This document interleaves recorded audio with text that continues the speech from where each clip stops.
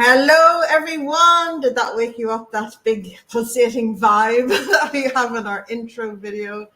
I am delighted to be joined here today by the amazing Val Quinn, who's got up super early in Ireland to come and talk to us about her new release, Create Your Best Life. Welcome, Val. Oh, thank you very much. Yes, a little early this side of the world, but delighted to be on. And good morning, good evening, good afternoon, whatever time it is where you're dialing in from. Yes. And that's the thing, whenever you're global, there's always somebody who has to hit the early shift, isn't it? Yeah. It's good to So start Val, the day early. Yes, yeah. Well, it's on the best note, and my music will wake you up no end. So there you go. It'll get your blood pumping. Thank you so much, though, for getting up and joining me, and honestly, for showing up for this book. It's been a journey. It's been a really fun journey working with you. I love how you honor the process. I love how you manage all of 42 authors, guys. 42, and she did it just seamlessly. That's her management qualities coming out there. But this book, Create Your Best Life, can you just share with everyone why you're passionate about this book? Well, it came about actually because I was working with Coca-Cola for 17 years, and there was an opportunity for voluntary redundancy. And I loved the business, but a year previously, I had gone blind myself in my right eye. And I'd had an operation. I was blind because it was during COVID time. So I'd gone blind and I had to wait a week for an operation. And thankfully, they were able to restore the sight of my eye. But then I had a review a few months later in terms of my eyesight. And they said that, look, you're going to need future operations, problems with my retinas in both eyes. And therefore, they said, look, there is a small chance that you could go blind, and not in just one eye, but in both eyes. At the very same time, then, Coca-Cola announced that they were having a voluntary redundancy program. And I thought, gosh, I walked out of the INR, the emergency room that day with the news, having had my eyes reviewed. And on one hand, I had a bag of cash, and the other hand, I had, look, you could possibly be going blind.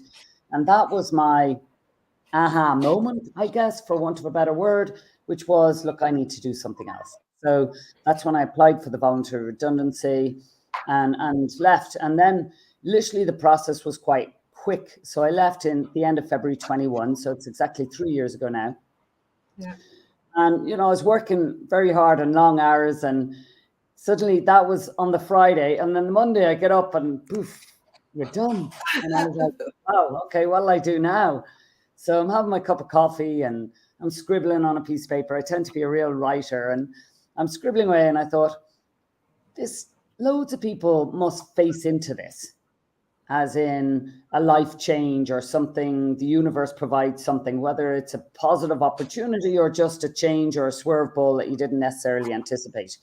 I certainly didn't anticipate going blind in my right eye. I mean, at the time I was running down the road, and literally 1 minute later, I got this big blood clot across my eye, and then I was blind. I mean, there was zero pain, thankfully. But so things happen to us that we just don't anticipate. And I was sitting there thinking, okay, I'm going to maybe write about my experiences throughout my life and the opportunities I've had, the challenges I've had. What have I done? What's the process that I've gone through to decide my next step? And I thought it would be interesting in terms of what's my process now to decide going forward. And then I thought, well, because I'm in the middle of the process, that mightn't fill a book. So friends of mine always say, Val, you're a great delegator. So I thought, right, I'll just get everybody else to write the book. So in the following number of months, I started talking to people saying, do you think this? And because also it was post-COVID, when people actually had started to think about themselves, reflect and review what they wanted out of life, I think that's one positive out of COVID. It helped people to reflect on what they want and how do they spend their day, and are they spending an hour commuting to work, an hour back from work, whatever it may be. What way do they want to spend time with family and friends? Do they want to hike more? Do they want to draw more? Do they want to sing more? So I started talking to people, and people said, yeah, that's an interesting concept. I think it would work. And literally then I was about to do it, and I went over to visit my mum, who lives about 7-8 miles away from me, about 10 kilometers. And she said, sit down there now, I want to talk to you. And I thought, my gosh, this has never happened before, you know. And she had found a lump in her breast, and she said, will you come with me? And it ended up that my mum had breast cancer. So I ended up becoming, the universe is funny how it provides, because I would have had to take a year off work anyway in order to support her and care for her. So I took a year of looking after my mum, basically. And she was in that hospital. She nearly died in the July of that year. And thankfully, she survived, which was great. And she moved back to live independently then the following end of January of 22. And then I sat down again and thought, right, I'm going to revisit this book. So I sat down and I really started to take it a little bit more seriously. And I'm not an author. I have never written something before. I've got something in an academic paper and I've written a little article, but I've never published a book. I've no idea the process. I know I probably drive you mad, Karen, in the sense of like a million questions every day, like what is, because I just didn't know. So it was definitely a learning journey for me. And also in terms of, you've talked about the 42 contributors. So we've got 42 contributors, 9 different countries from around the world, which is amazing. And mixture of male and female. And out of the 42, I think 3 people may have written something before. And other than that, everybody is a virgin voyage in the sense of writing their story. What was important about that for me was when I talk to people and I ask them, here's my vision, here's what I want to do. I want to try and inspire people who may feel slightly stuck in life or have a challenge, or the universe has provided something and they're not quite sure where to go. So I don't think this will be a book that you read from beginning to end. I think it'll be a book that you pick it up, you read a chapter and you think, I can really relate to that person. And what did they do? Wow, that's my situation. Gosh, I never thought of that. And that hopefully it will inspire people. Out of the other chapters, you may start and go, well, that's an interesting story. I don't really relate to it, but it's just interesting. And for another chapter, you might start and go, well, that's not for me. And that's absolutely fine, because this is the sort of book that I think you can dip in and out of. And no matter your age, you know, you could be facing into retirement. You've got Bevan Mahon's mum, Mary Mahon. She's written a chapter in the retirement section. She talks about she left school at 13. Then she started working, helping out with her family.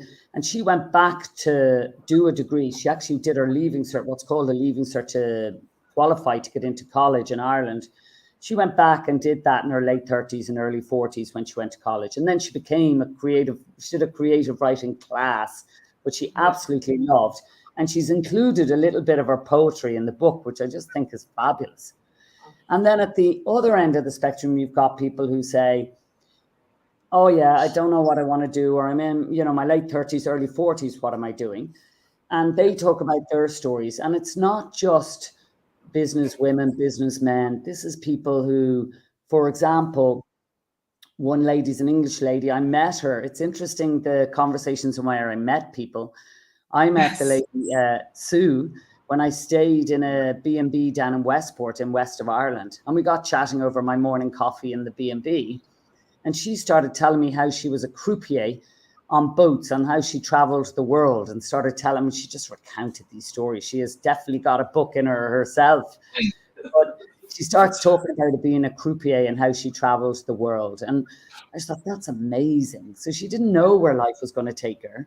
She traveled the world. She got to meet so many people. She trained herself in massage and holistic therapy. And now she's a carer as well down the west for the elderly.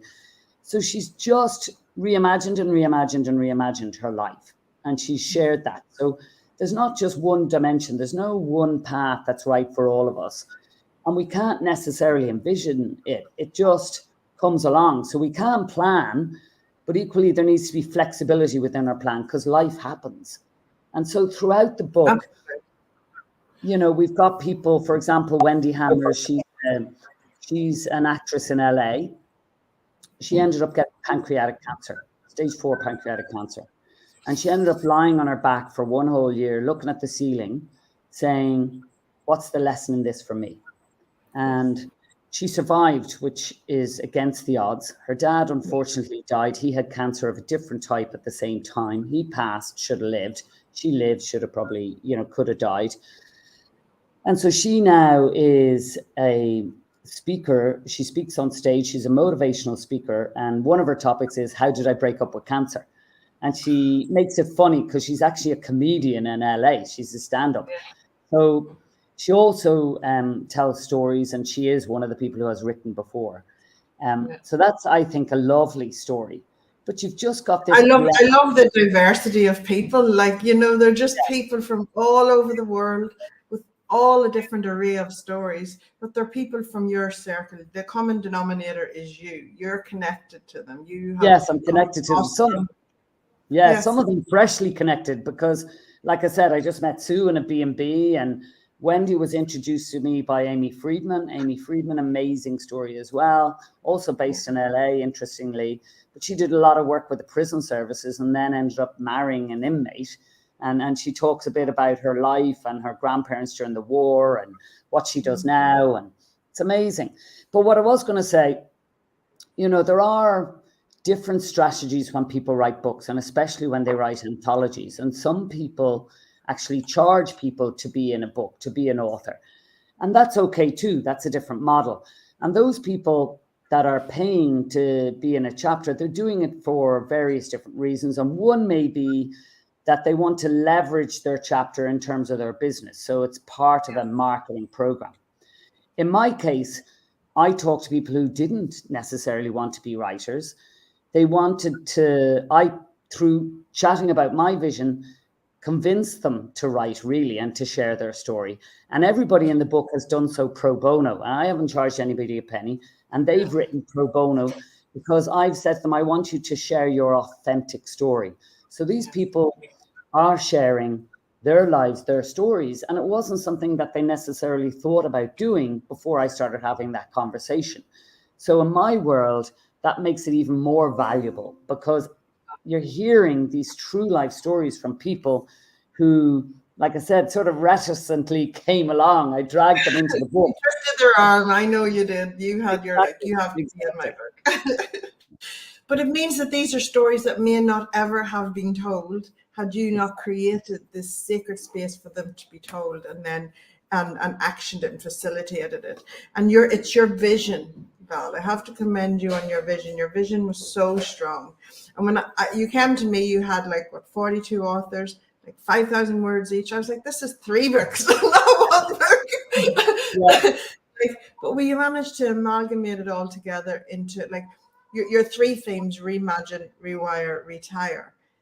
Can you just talk to those themes? Because a lot of people are reimagining their lives now. They're prioritizing, they're starting to move towards what it is that lights them up rather than what they think they have to do. And especially coming from Ireland, because I'm from Ireland, so I know the culture there, and people just get into jobs and they'll be there a lifetime, they get families, they get stuck there or whatever, and not until later on, but people are doing it a lot earlier now. So can you speak to those 3, reimagine, retire, or rewire, retire?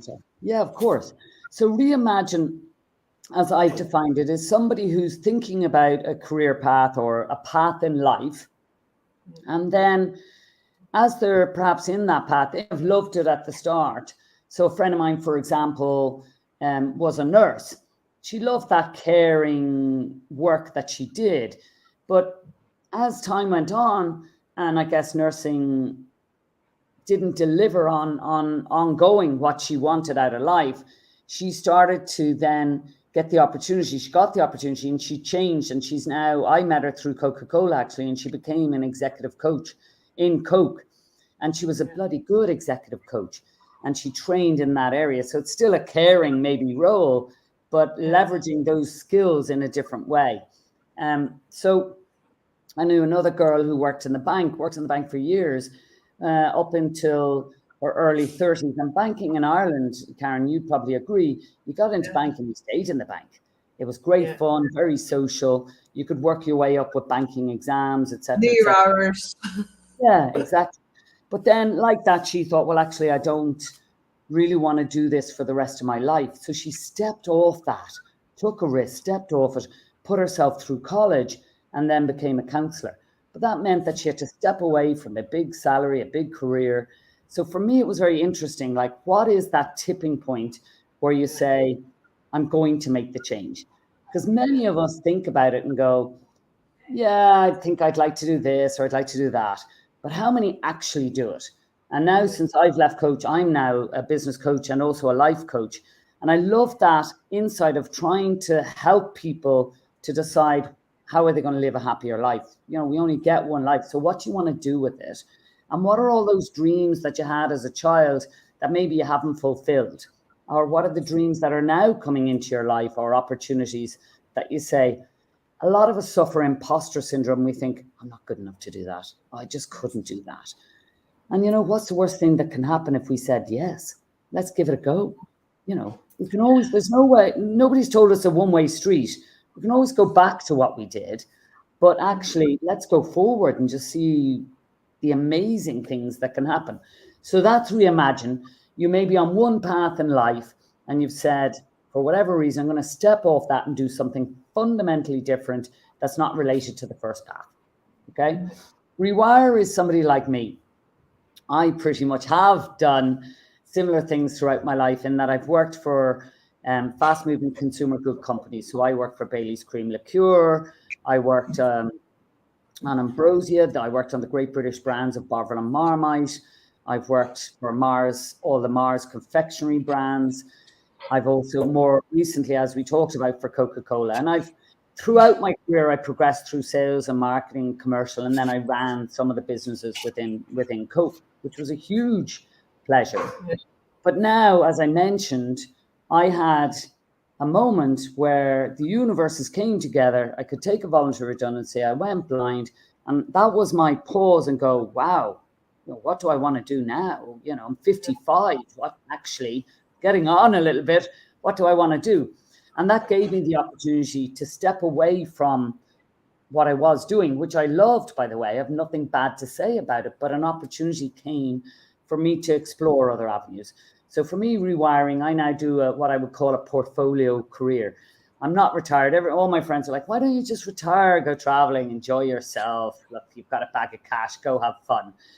And I do have fun, but equally I want to use my brain and I want to do good in the world. Actually, it's a privilege for me now to try to do good. And we'll come on to talk about the charitable benefits from the book.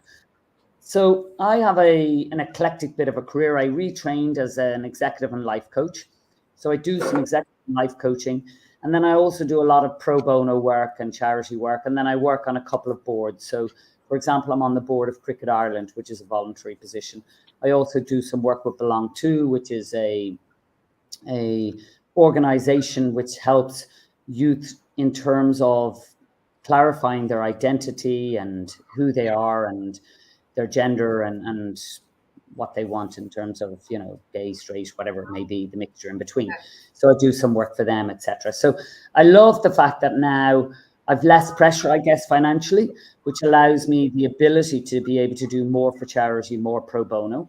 But equally, more importantly, equally important, I can actually help people through my job in terms of coaching and life coaching to bring the book to life and help people in that reimagine phase and or any phase of their life, even facing into retirement. What will they do, etc. And how can they plan mindfully for that? And then the retirement section, well, retiring, I think we understand the word, but is retiring really retiring anymore? You've got so many people who do say, actually, I'm fit, I'm active, I have an active mind, I've brilliant experience, life experience, and I want to give back in some way.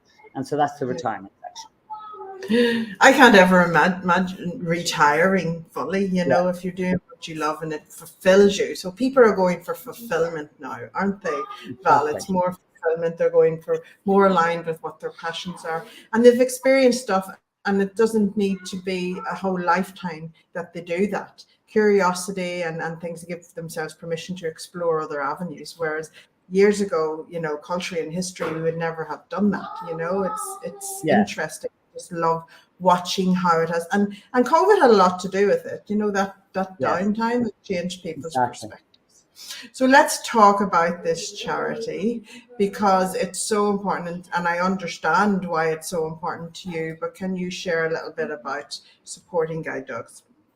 Yeah, absolutely. So I mentioned that I had gone blind in my right eye. I've always loved dogs. We were brought up with dogs, absolutely adore them. And I saw an ad which said that, look, you can help to raise a guide dog. So you can foster a puppy while it's waiting to go to its training. So essentially, there's a breeding with the guide dogs. They breed very specifically for active, intelligent dogs. And in so doing, then at 12 weeks old, the dog is allocated out to a foster family. And then they're with the foster family for about 12, 18 months. And then they go to, in Ireland anyway, they go to a training centre in Cork for about 6 months. And then they're allocated out to a vision impaired person. And if for whatever reason they don't pass their exams to be a fully guide dog, then they're given and allocated out to people on the spectrum, maybe perhaps people who suffer anxiety or anything else in terms of the spectrum. So I think it's an amazing charity. It's an amazing charity, not just in Ireland, but globally. And in terms of the guide dogs, I thought, okay, well, I still have a bit of a busy life and traveling a bit. I'm not sure that I can allocate a year of my life to minding these dogs. So I said, look, I'll do some holiday cover. So that's what I do. I sometimes mind guide dogs puppy when people go on holidays. And so I've been given some basic training in terms of the guide dogs, but that let me understand and start to get to know a bit more about guide dogs and the process of how they're provided to people, and also how they actually can change a person's life. So we had the book launch this week, as you know, and I got the guide dogs from Ireland. I got the organisation, a representative to come along and to present. But I also had a lady who had a little guide dog, Christine, and her guide dog, Effie. And Christine was blind from birth, and she talked about her life and her world being quite small. And then she was out one day with her mother, and her mother had arranged for her to get a guide dog, which is Effie. And she went out and her mum said, oh, I want you to come this way. We're doing, we're going for a walk over here. And she's like, why is my mum bringing me over there? And anyway, so she got introduced to Effie. And she described how Effie has changed her life and how Effie has opened up her world. She said she used to go into, if she was going in somewhere and somebody was leading her by the arm, you don't know where the door is. You don't know where the bathroom is. You don't know where the chair is to sit down. And so she said, Effie, for her, she called it a small thing. I think it's a huge thing. Yes. She said, Effie, for her, is winning the lotto. Yes. So she has won the lotto. This dog has opened up her world, and she's able to go out and be independent and to live her life as she wants to live it. It's just so incredibly powerful. Things we take for granted every day, it's like, wow. And, I was blind in my right eye, so I was only blind in one eye for 1 week. And I tell you the impact that it even had on my confidence, because I was blind, so I couldn't see people coming up from my right. And in 1 week I experienced my world becoming slightly smaller. Yeah. So we want to raise money for charity. So we've got two charities. One is Guide Dogs for the Blind, and that can be global. Obviously, we can raise money there's 9 different countries, 42 contributors. So as they're selling books in their countries, we will raise money to give money to the Guide Dogs for the Blind. In addition, we're also going to give some money to mental health charities. So whatever the mental health charities are within their countries. And the reason for that is, as we go through the book, there's some common threads. And one of the common threads actually is sometimes I've felt it, and many, many people, as they talk about their stories in the book, can suffer a bit of anxiety. Certain life events bring about anxiety in your life. And as anxiety for some of us builds, that can actually, if we don't talk to people and open up, which I believe now it's becoming much more acceptable, I guess, to say that we're talking to somebody, we're sharing our problems. But unfortunately for some of us, that goes, you can get into an area of depression, or, for example, only in the last week, we know somebody who's unfortunately died by suicide. Yeah. Last November, just pre-Christmas, the end of last year, another friend of ours, her husband died by suicide. So there is, unfortunately, people who need the services of these professional organizations, and they can tap into those services in terms of mental health. And I think that's really incredibly important. Our friends are there for us, but sometimes we need more experienced and people who can guide us through this so that we don't get to the extreme, so that we can catch it early and have the tools to be able to cope. And so part of And the such an book, important conversation to have, Val, and the book can facilitate that as well, because there's a fine line, and if we need to keep ourselves above the line and keep ourselves fulfilled, which is the book discusses that a lot, so that whenever life happens, we don't fall below the line. So, and then those support services can. And I think it's amazing what you've done and how. Thank you. I think if you're a square peg in a round hole and you're not living the life that you really want, well, that's not good for you internally. You're not internally aligned with what's going to make you happy. Maybe you've done something out of obligation. Maybe you're doing something because you feel like you're providing for your family, and that if you did something that you really liked, perhaps you wouldn't be able to provide as well. But actually, when you become your authentic self and you start to live the life you should, the universe just provides. It's amazing.